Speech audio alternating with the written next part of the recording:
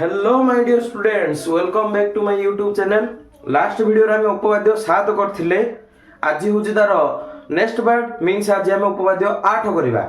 जदि ए वर्षर बोर्ड परीक्षा रे उपपाद्य 8 पडिला ताहले मु ग्यारंटी दोउची से उपपाद्य रो 5 रो 5 सब नंबर तमरो। तो चलो ए कॉन्फिडेंट रो सहित आज हम स्टार्ट करिबा हमर नुवा वीडियो उपपाद्य 8। तम माने देखि परथियो मु हमर ग्रीन बोर्ड रे उपपाद्य 8 टी लिखि देछि। सामान्य कथन टी तार लिखि देछि। तार सामान्य कथन कहूछि गोटे वृत्तर समान दैर्घ्य विशिष्ट ज्या माने केंद्र ठारू समुद्रवर्ती। प्रथमे सामान्य कथन टी को बुझिया पई चेष्टा करिवा। से कहूछि गोटे वृत्त अछि, तार गोटे केंद्र बिंदु अछि, धन्या जाओ ओ, तार केंद्र बिंदु अछि ओ, आ दुईटा समान दैर्घ्य विशिष्ट ज्या अछि। पिले वृत्त कोण, व्यासार्ध कोण, ज्या कोण मु लास्ट पार्ट रे बेसिक पूरा इन्फॉर्मेशन सब किछि मु पढै देछि। बहुत बढ़िया भाबरे पढै देछि। जो माने देखि नाहंती तो से माने मु सजेस्ट कर देबी, डिस्क्रिप्शन रे भी लिंक दे देबी, से माने पार्ट 1 टी को जाई देखि लबो। तो एटा हमर उपपाद्य 7 रु 14 जो सीरीज चलजी तार सेकंड वीडियो एटा। तो देखो उपपाद्य से कोन कहिया पई चाहूची, एस वृत्तर केंद्र बिंदु होची ओ, आ सेठी दीटा समान ज्या अछंती ए बी आउ सी डी। सी कहवा पई सी चाहूची मान मींस हमको प्रमाण कर बोली सी कहूची जे ए समान दैर्घ्य विशिष्ट दुई गोटी ज्या केंद्र ठारू समान दूरवर्ती। काली मु क्लास रे लास्ट क्लास रे मु एक्सप्लेन करथिली दूरता का को जाय ना जो बिंदुटा लंब तयारी करिवो, एटा गोटे रेखा, ये होची तार गोटे बहिस्थ बिंदु। तो जो रेखाटा या सहित लंब तयारी करिवो बा लंब तयारी करिवो, एठी 90 डिग्री तयारी करिवो, से ही यार दूरता हबो बा निम्नतम दूरता बोली हमें कहि परिबा। कारण या व्यतीत जे कोनोसी स्थान रे जदि हमें बिंदुटी नबा ताहले से दूरताटी बहुत अधिक हबो। तो हमें सब बेले दूरताटी को निम्नतम दूरता को ही हमें नै थाउ। तो निम्नतम दूरताटी होची हमर लंब। धरि निया जाओ ए बिंदुटा होची हमर ई। तो ओ ई होची एबी ज्या ठारू केंद्र बिंदुर दूरता। सेमती ओ एफ होची हमर सीडी ज्या ठारू केंद्र बिंदुर दूरता। तो हमको से प्रमाण करिया पई कहिची जे ए दूरता दीटा समान। जदि गोटे वृत्त रे दीटा ज्या समान होची ताहले प्रूव कर सेमानकर केंद्र बिंदु ठारू सेमानकर सेही दुईटी दूरता मध्य समान। उपपाद्य 8 कहूची। तो हमें प्रमाण करिवा। तो प्रथम हमें चित्र देखि देखि हमें प्रथम दत्त को लिखिबा। दत्त। तो चित्र रे हमें कोन देखुचे, एस वृत्त रे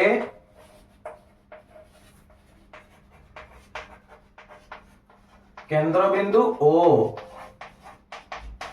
एवं एबी ओसीडी दुईटी समदैर्घ्य विशिष्ट ज्या।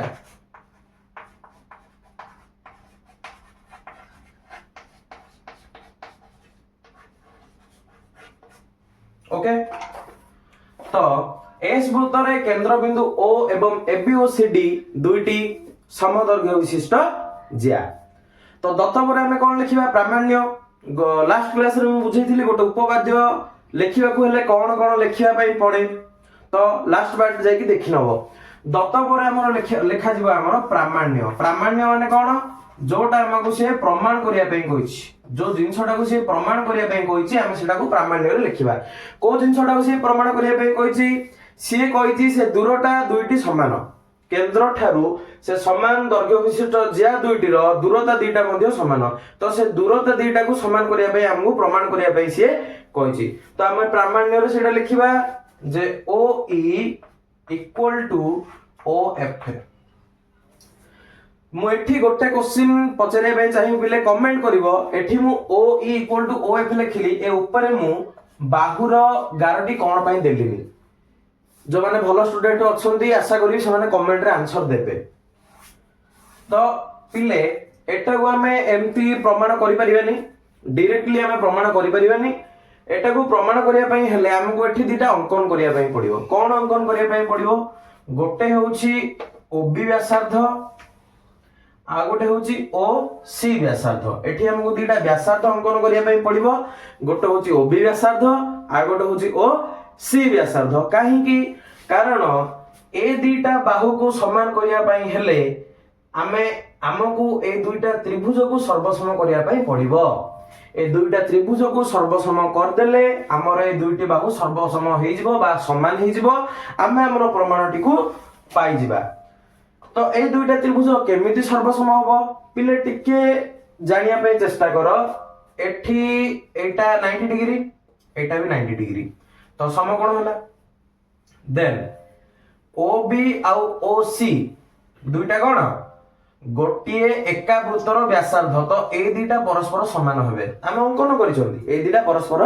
समान हेबे देन आउ कोण समान होबो पिले AB जदी CD सहित समान ताहले उपपाद्य 7 रे हमें पढ़िथिले जेउ बिंदुटी बा जेउ बिंदु ठारे केंद्र बिंदु सहित अंकित रेखाखंडटी ज्या सहित लंब अंकन करे सेठारे से ज्या को से समद्विखंडक करे आमे उपपाद्य 7 रे पढ़िथिले जे हमर एई लंबटी ए ज्याटी को समद्विखंडक करे मींस AE = EB ओके आउ CF = FD जदि AB आउ CD परस्पर समान ताहले AB रो अधा अर्थ EB आउ CD रो अधा अर्थ CF एमाने दुहे मध्ये परस्पर समान हेबे तो प्रथमे हम अंकन लिखिबा तापर हम सेउडी को लिखिबा तो ताहले हमको समकोण कर्ण बाहु सकवा सर्वसमता अनुसार दुईटा त्रिभुज सर्वसम हेबे तो हम प्रथमे लिखि दबा अंकन लिखिबा तापर स्टेप वाइज हम जिबा अंकन कोण ना OB ओ OC व्यासार्ध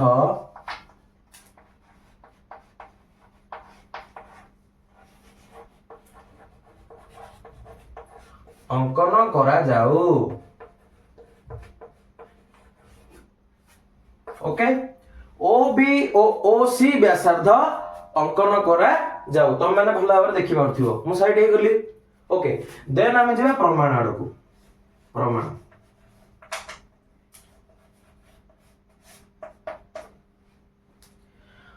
रे आमे कोन लिखिबा तो प्रथमे दत्त अछि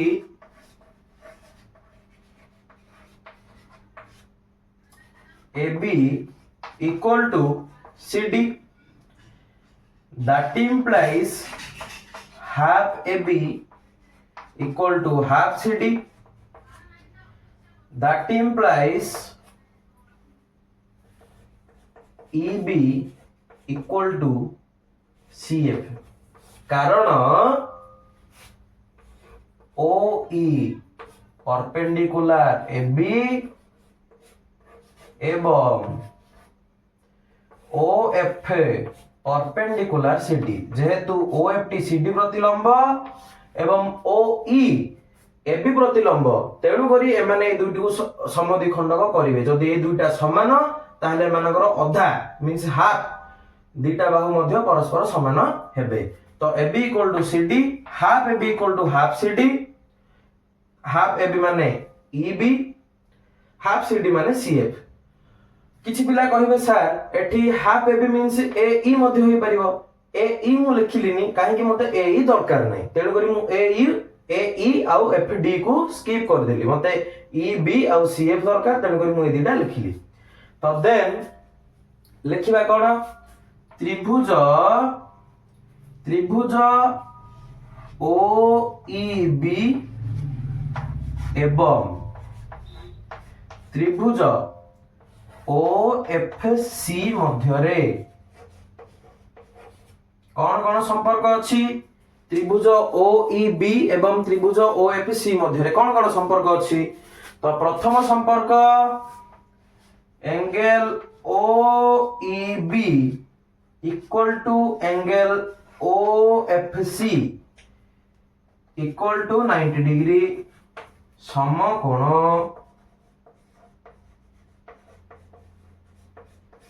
द्वितीय संपर्क ना OB = OC एका वृत्तर व्यासार्ध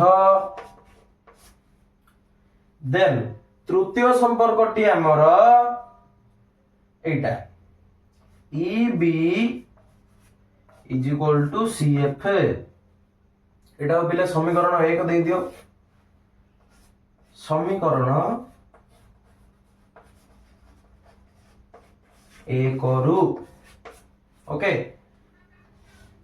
अधा कुटिल बंधनी उल्टा देयरफॉर काहे दिया जाए लास्ट वीडियो रे हम कहितली देखि नबो तो देयरफॉर त्रिभुज OEB सर्वसम त्रिभुज OFC ओके काहे की ना शक बा सर्वसमता कौन पाई ना शक बा सर्वसमता तो पिले एठी जागा नहीं मु ऊपर सामान्य कथन टाकू टिकी लिभाय पे चेष्टा करूची समस्त स्क्रीनशॉट नहीं जाओ समस्त स्क्रीनशॉट नहीं जाओ मु सामान्य कथन टाकू लिभाय की मु ऊपर लिखिबी स्क्रीनशॉट नहीं गलो बहुत बढ़िया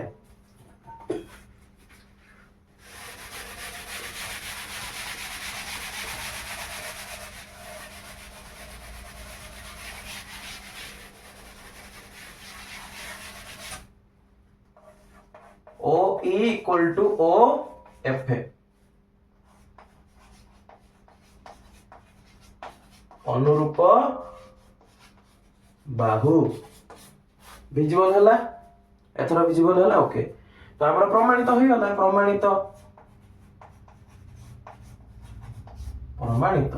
हमरा प्रमाणित होई गला तो ओके आज रो क्लास एतिकी समस्त को धन्यवाद थैंक्स फॉर वाचिंग जय जगन्नाथ देखा नेक्स्ट वीडियो रे से पर्यंत समस्ते भले रुहंतु और जमे की बहुत माने भल से पढ़ापढ़ी करंतु जेमती 2026 बोर्ड एग्जाम रे हमर भल मार्क आसीबो जय जगन्नाथ।